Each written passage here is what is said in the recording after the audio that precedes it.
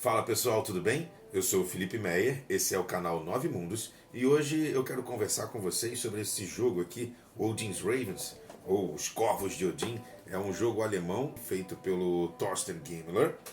E por que não falar sobre board games aqui no canal? A ideia é conversar sobre assuntos diversos que sejam ligados à cultura medieval, à cultura nórdica, passando por jogos, por filmes, séries, livros, eventos, recreacionismo, enfim, assim como os outros dois vídeos que nós já postamos aqui no canal, uma conversa que eu tive com o Rafael sobre o seriado Ragnarok da Netflix e também a análise literária que o Rafael fez do livro O Arqueiro, do Bernard Cornwell. Se você não viu, vai lá e vê que tá bem maneiro. Beleza? Então hoje vamos falar sobre o jogo Odin's Ravens, que é um jogo para duas pessoas que eu achei muito divertido e tem partidas rápidas e é bem simples de se jogar. A premissa do jogo é baseada na mitologia nórdica, ou seja, com os corvos de Odin e o próprio Odin, por que não? Hugin e Munin, que seriam pensamento e memória, que são os dois corvos que todos os dias saem, né, lá de perto de Odin, vão dar um rolê no mundo, passam por Midgard inteira, recolhem um monte de informação, voltam e passam todas essas informações para Odin, né? E aí ele toma as decisões que ele tem que tomar, ele fica sabendo o que está acontecendo aqui no lugar que a gente chama de Terra.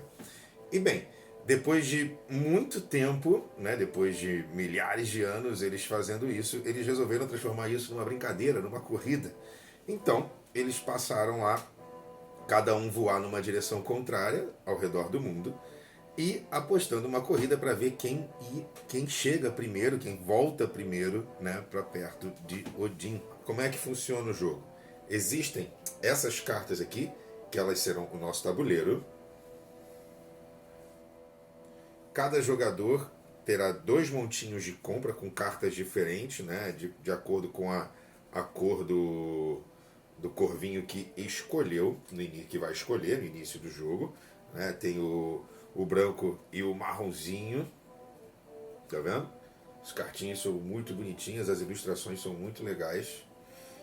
E claro, existem os dois corvinhos para cada um escolher a cor que vai querer usar. O Munin, enfim, isso aí, cada um vê como é que vai funcionar isso aí. Então vamos lá.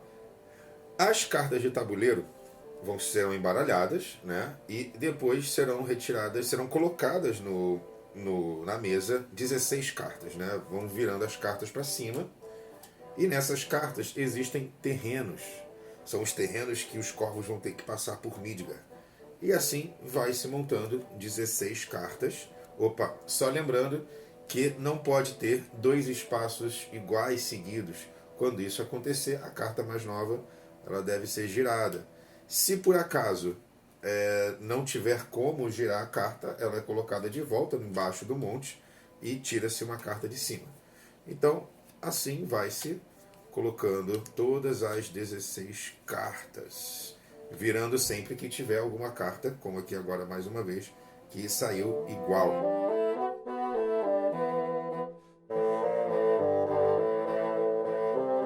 Muito bem, com o tabuleiro todo montado, as cartas que sobraram vão para fora do jogo, elas não vão ser usadas novamente. Eu geralmente coloco no início, né, do nosso tabuleiro e uso ele para ser o ponto de partida dos nossos corvinhos. Bem, e como é que o jogo progride? Né? Os jogadores terão uma determinada quantidade de cartas na mão e eles podem jogar quantas cartas eles quiserem no seu turno. Não tem um limite, só precisa que a carta seja suficiente para você tomar aquela ação. Né? Cada um tem dois bolinhos, um dos bolinhos é esse daqui, que cada um tem um bolinho na sua cor, e são cartas de terreno. E por acaso aqui as duas estão iguais no fundo. Né? Aqui tem, nessas cartas que cada um vai ter, tem todas as cartas possíveis que tem aqui no tabuleiro. E essas cartas vão ser as usadas para se caminhar pelo tabuleiro. Como assim? Vamos supor que eu tenha na minha mão uma carta de um terreno igual, esse terreno rochoso aqui, que é o primeiro terreno para onde eu tenho que ir. Eu vou descartar essa carta e vou andar esse terreno. Né? Se eu tiver mais uma carta que me permita andar, essas cartas são como passaporte para os corvos. Né? Ele tem essa carta, ele pode andar naquele terreno. Eu posso também descartar essa outra carta e eu ando mais uma vez. Se eu não tiver nenhuma carta para andar, não tiver a carta igual, mas se eu tiver outras duas cartas iguais, elas podem funcionar como um coringa. E aí eu também descarto essas cartas e eu avanço para o próximo terreno. E como cada um saiu para um lado diferente do mundo, o branquinho, né, vai dar a volta no tabuleiro por um lado e o marrom vai dar a volta no tabuleiro pelo outro lado. Eles vão até chegar a se encontrar em algum momento do tabuleiro. E vence quem retornar primeiro para o ponto de partida. Super simples o jogo. Agora, existem duas pilhas de cartas, lembra? A outra pilha, uma pilha é essa dos terrenos, a outra pilha são as cartas do amigo Locke. São cartas que trazem ou benefícios para si próprio ou traquinagens para atrapalhar o jogo do outro jogador. E dependendo de qual é que você usa, você pode acabar se atrapalhando também. Cada jogador também tem um montinho próprio, cada um na sua cor, né, compatível com o seu corvinho. No início da partida, cada um vai comprar 5 cartas, não importa de qual dos bolinhos, pode ser na ordem que você quiser, pode pegar uma de terreno, uma na carta de Loki, pegar mais duas de terreno, para depois pegar mais uma de Loki, ou não pegar nenhuma de Loki, pegar nenhuma de terreno, tanto faz. Isso é uma escolha sua e você pode inclusive olhar a sua carta, qual foi a carta que você escolheu, antes de escolher se vai pegar do mesmo monte ou se vai pegar do outro monte. Essa ordem não importa. No início do jogo são 5 cartas. Porém, no final do turno são 3 cartas que se compra. Você só compra as cartas no final do seu turno. E você pode usar o mesmo sistema. Você vai pegar de qual monte você quiser e na ordem que você quiser, olhando a carta que você pegou para saber de qual monte você vai pegar a próxima, tanto faz. Se por acaso você ficar com mais de 7 cartas na mão, você deve descartar e ignorar os efeitos daquela carta. Você não usou todas as suas cartas, ficou com 5 cartas no final do seu turno e comprou mais 3. Você vai ficar com 8 cartas, pelo menos uma você vai precisar descartar sem usar os efeitos dela e passar a vez para o próximo jogador. A diferença maior entre as duas cartas é que as cartas do Loki, as cartas de traquinagem, elas são apenas 8 durante o jogo e a cada vez que você usa uma dessas cartas, ela precisa ser excluída, ela não volta mais para o jogo. Já as cartas de terreno, né, a do corvo, a cada vez que você usa ela durante as rodadas, durante o seu turno, você vai descartando elas num montinho do lado. Vai descartando elas do lado, elas continuam no jogo, elas não saem.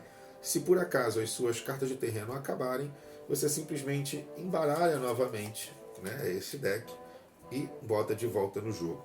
As cartas do Loki não, você usou, elas são excluídas do jogo na mesma hora. E como é que as cartas do Loki funcionam? Cada um começa com 8 cartas, sendo que são 4 cartas diferentes, ou seja, vem 2 de cada uma. E em cada uma dessas cartas existem 2 ações para serem executadas.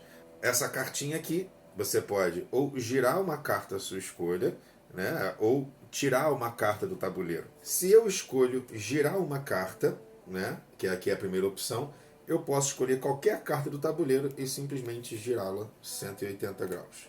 E um detalhe é que se você tem mais de um terreno igual na sua frente e você tem uma carta para passar por ele, você pode passar por todos esses terrenos.